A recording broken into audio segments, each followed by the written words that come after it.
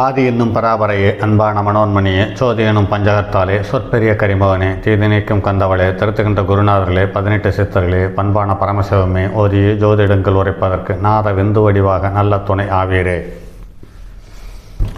உலகிலுள்ள தமிழ் பேசும் அனைத்து நல்லுள்ளங்களுக்கும் மற்றும் ஜோதிட சான்றோர்களுக்கும் மூத்தோர்களுக்கும் குருமார்களுக்கும் மற்றும் இந்த காணொலியை காணும் உங்களுக்கும் ஆஸ்ட்ரோராஜின் இனிய நல் வணக்கங்கள். புலிப்பாணி ஜோதிடம் பாகம் எண் 2 என்ற நூல் தாய் மகளேசல் என்ற அமைப்பில் இருக்கிறது. அதில் வரும் பாடல்களும் பாடல் சார்ந்த பதிவுகளும் தொடர் பதிவுகளாக கொடுத்து கொண்டு வருகிறோம். இந்த நூலில் உள்ள பாடலும் பாடல் சார்ந்த தகவலை மட்டுமே சொல்லுகிறோம். அதோடு நம் அனுபவத்தில் சந்தித்த சில நிகழ்வுகளையும் கோடிட்டு காட்டுகிறோம். தவிர இதில் ஒரு கிரகம் நின்ற நிலை சார்ந்த தகவல்கள் தானே ஒழிய, அடுத்து நாம் பார்த்த தகவல்களை ஒழிய கற்பனையில் இருக்கிற தகவல்கள் எதுவும் இல்லை. அடுத்து ஒரு கிரகம் என்ற எந்த விதமான பலனை தருகிறது என்ற தகவல் சார்ந்த தகவலை மட்டுமே இந்த காணொளிகள் வலியுறுத்துகிறதை ஒழிய ஒரு ஆணையோ ஒரு பெண்ணையோ ஒரு சமூகத்தையோ அல்லது ஒரு இனத்தையோ இதில் சுட்டி காட்டுவதற்கான வாய்ப்பே இல்லை. அதனால் இந்த காணொலியை காணும் யாரும் என்னுடைய காணொலியை சார்ந்த விஷயங்களில் சர்ச்சையை உண்டு பண்ண வேண்டாம் என்று கேட்டுக்கொள்கிறோம். அடுத்து இந்த காணொலியை காணும் நீங்கள் ஒரு ஜோதிடராக இருந்தாலும் அல்லது ஜோதிடம் கற்கும் ஆர்வலராக இருந்தாலும் பொது மக்களாக இருந்தாலும் இந்த பாடல்கள் சொல்லியபடி பலன் நிறைய இல்லை என்று நிறைய சர்ச்சைகள் உருவாவதை காண்கிறோம். இல்லை என்பதற்கான வாய்ப்பே இல்லை. அது நம் கண்ணில் படாமல் இருக்கலாம் அல்லது நாம் கவனிக்காமல் விட்டிருக்கலாமே ஒழிய, மற்றபடி சித்தர்கள் அருளிய அல்லது மிகச்சிறந்த ஞானிகள் அருளிய ஜோதிடம் என்பது நிதர்சனமான பசுமையான உண்மைகளை அடையாளம் காட்டக்கூடிய தகுதியுள்ள ஒரு விஷயமே ஒழிய, மற்றபடி இது சர்ச்சைக்கு செல்ல வேண்டிய அவசியமில்லை. அடுத்து ரைட், தேவையில்லாமல் வினாடிகள் கரைந்து விட்டிருக்கிறது. சரி நண்பர்களே, அன்னையின் ஒழுக்கம் சார்ந்த தகவலை இந்த பாடல் வலியுறுத்துகிறது. பாடல் எண் 68. ஆரவனும் நாளவனும் கூடி அன்புடனே பாக்கியமேற பாக்கியனவன் ஆறிட்டில் அநேக பாரில் அன்னை பரஸ்திரி என்று உரையே என்று பாடலை கூறியுள்ளார்.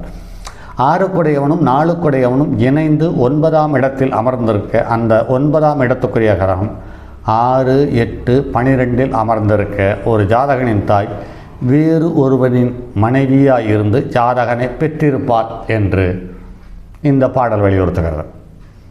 இது நடைமுறையில் ஒத்துப்போகிறது. அடுத்து தவறான ஒழுக்கமுள்ள தாய் என்ற தலைப்பில் பாடல் எண் 69. நாளவனும் ஆரவனும் அஞ்சில் நாட அஞ்சோன் வியம் ஏறத்தானே இவன் நஞ்சுண்ட மாதாவும் பஞ்சனையை கூடி சுகித்திருப்பாள் என்று பாடலை கூறியுள்ளார். 4குடையவனும் 6குடையவனும் 5ஆம் இடத்தில் இணைந்திருக்க 5குடையவன் 12ஆம் ஸ்தானத்திற்கு போய்விட்டால் இந்த ஜாதக அமைப்பு உடையவனின் தாய் பஞ்சனை சுகத்திற்காக நடத்தி பிசகுபவளாக இருப்பார் என்று சொல்லியுள்ளது. இதுவும் நடைமுறையில் ஒத்துப்போகிறது.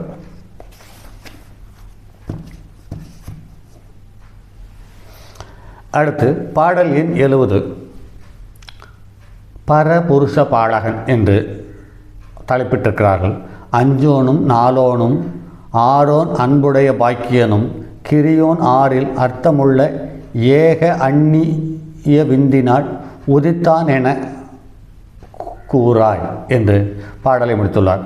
5குடையவன் 4குடையவன் 6குடையவன் 9குடையவன் லக்னாதிபதி இந்த ஐவரும் 6ஆம் வீட்டில் அமர்ந்திருக்க இந்த ஜாதகன் தன் தாயின் கணவன் அல்லாத வேறு ஒரு ஆடவனின் உயிரணுக்களுக்கு பிறந்தவனாயிருப்பான் என்று சொல்லியுள்ளார்கள். அடுத்து பாடல் எண் 71. ஒழுக்கம் கெட்டவள். சேய்மதி 6ஓனும் கூடி செழிக்க நாளில் சத்துருவே பார்க்க அதை திருதிய நவர் நோக்கமுற புரியும் அவன் அன்னையுமே பரத்தையாவாள் என்று பாடலை முடித்துள்ளார். செவ்வாய், சந்திரன், ஆறுக்குடையவன் ஆகிய மூவரும் இணைந்து 4ஆம் வீட்டில் அமர்ந்திருக்க, இவர்களை பகக்கிரகங்கள் பார்வையிட்டிருக்க, கூடவே 3, 9 குடையவர் பார்வையும் கிட்டியிருந்தால் இந்த ஜாதக அமைப்பு உடையவனின் தாய் நடத்துள்ளவளாக இருப்பாள் என்று கூறியுள்ளார். அடுத்து, லக்னத்தில் சூரியன், சந்திரன் 4 அடி எசல் என்ற அமைப்பில் இந்த பாடல் அமைந்திருக்கிறது. பாருங்கள் நண்பர்களே. பாடல் எண் 72. ஆதித்தன் தேரில் நிற்க, அதிசூரன் குரோதன் அபிமானி அன்று, மொகரோகன் கோபமுள்ளோன் மூர்க்கன் பரதானி எனடி தாயே அதுகேல், ஆதி சென்மம் சசியேற அரசன் பிரதானி சீலன் போகன் அன்றும், அரிதேவி வாசமுள்ளோன் அமிர்தமேனி குணசீலன் மகளே என்று பாடலை முடித்துள்ளார். மகள் கேட்கிறாள், தாயே, லக்னத்தில் சூரியன் நின்றிருக்க அந்த ஜாதகன் மிக பெரிய தைரியமுடையவனாயிருப்பான், பகைமை உணர்வு உள்ளவன், பாசமுடையவன், மேலும் முக வியாதி கொண்டவன், கோபக்காரன். இப்படி மகள் சொல்லியுள்ளார். அதற்கு தாய் சொல்லுகிறாள், மகளே, லக்னத்தில் சந்திரன் அமர்ந்திருந்தால் ஜாதகன் அரச யோகத்தை அனுபவிப்பான், மந்திரியாயிருப்பான், நற்பண்பாளன், அதிர்ஷ்டசாலி, மேலும் லட்சுமி தேவி அவனிடம் இணைந்திருப்பாள், மேனி அழகுடையவன், இனிய குணங்கள் கொண்டவன் என்று கூறியுள்ளார். இது அனைத்தையுமே நம் அனுபவத்தில் பார்த்துவிட்டோம். அப்படியே புரிந்து போகிறது என்பது சந்தோஷமான ஒரு நிகழ்வுகளாகவே இதை பார்க்கிறோம். அடுத்து பாடல் எண்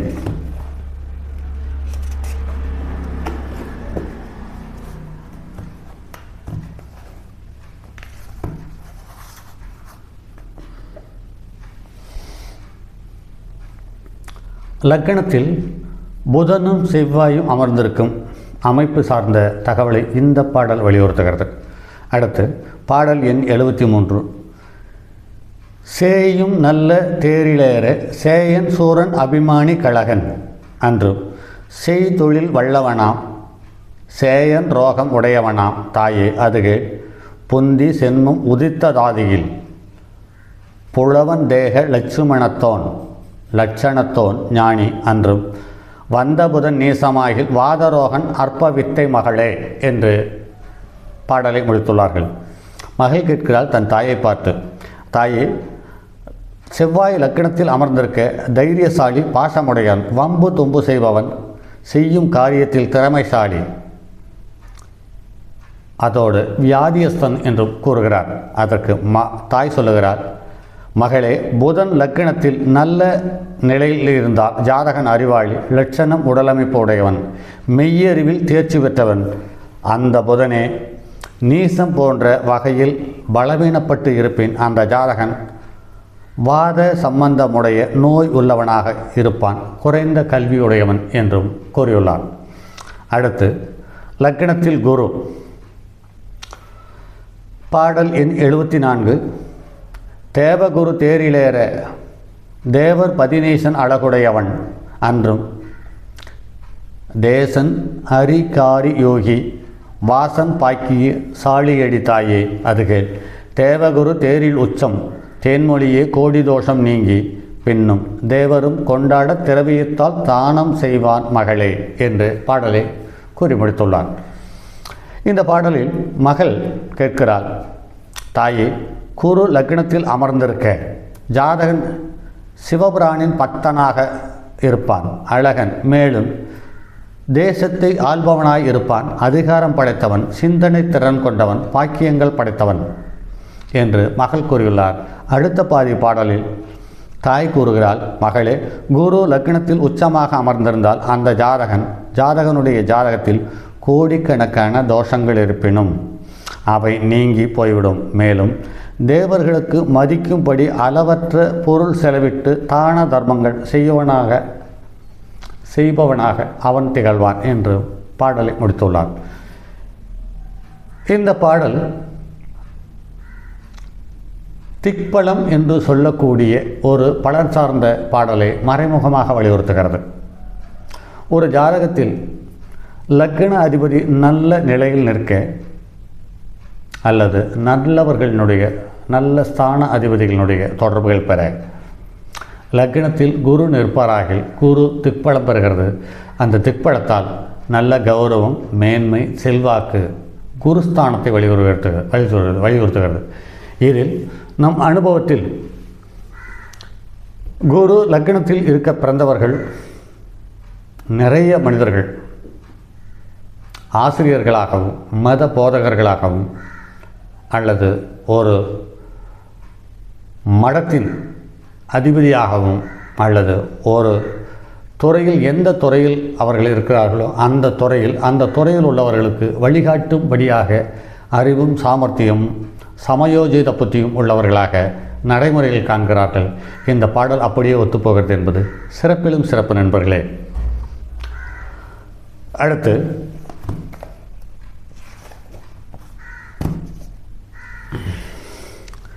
லக்னத்தில் சுக்கிரன் என்ற பலன் சார்ந்த தகவலை இந்த பாடல் வலியுறுத்துகிறது. பாடல் எண் 75.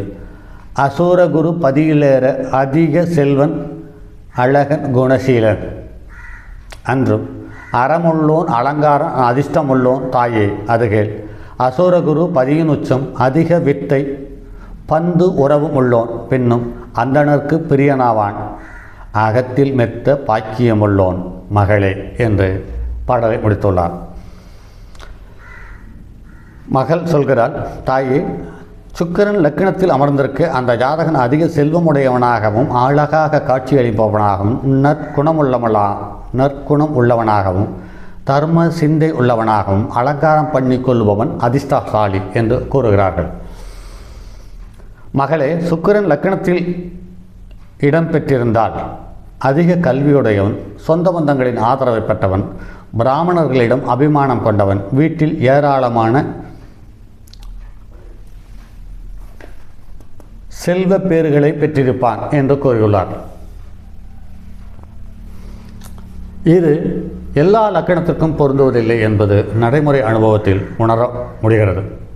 இதில் எந்த லக்கணங்களுக்கு லக்னத்தில் சுக்கிரன் இருப்பது பாதிப்பை தருகிறது என்று கவனிப்போமானால், எந்த ஒரு லக்கணத்திற்கு 6, 8, 12 குறையவர்களாக அமைய பெற்றிருப்பின் அந்த லக்கணங்களுக்கு பலமான பாதிப்புகளையும் சங்கடங்களையும் அவமானங்களையும் தந்துவிடுகிறது. இதில் தனுசு லக்கணத்திற்கு சுக்கிரன் லக்னத்தில் நின்றிருந்தாலும், மீன லக்கணத்திற்கு குரு லக்னத்தில் அமர்ந்திருந்தாலும் பலமான பாதிப்புகளையும் சங்கடங்களையும் தருகிறது என்பது நடைமுறையில் உணர முடிகிறது.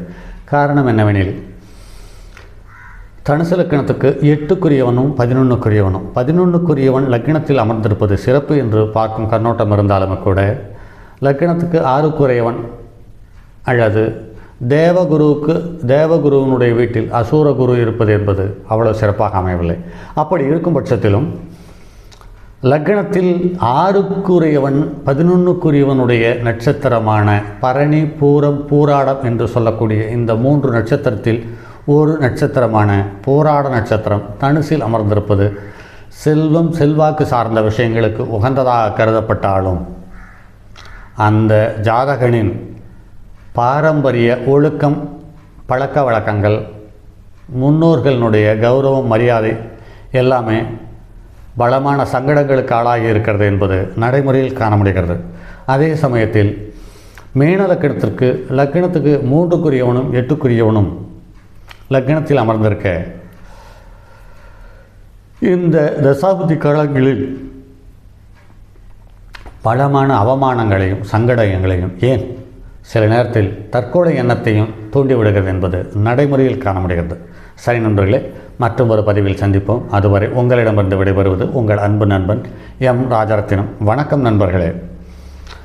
தங்கமான் மழுவோடேந்தி தன்மதி தலையில் கொண்டோன் மங்கையர் பதிக்குச் சொன்ன மாமொழி ஜோதிடத்தை இங்கு யாம் உரைப்பதற்கோர் இமை என்னும் பிழை வராமற் காக்க செங்கன் மால் மருகன் யானைச்சரன் பதம் காப்பதாமே.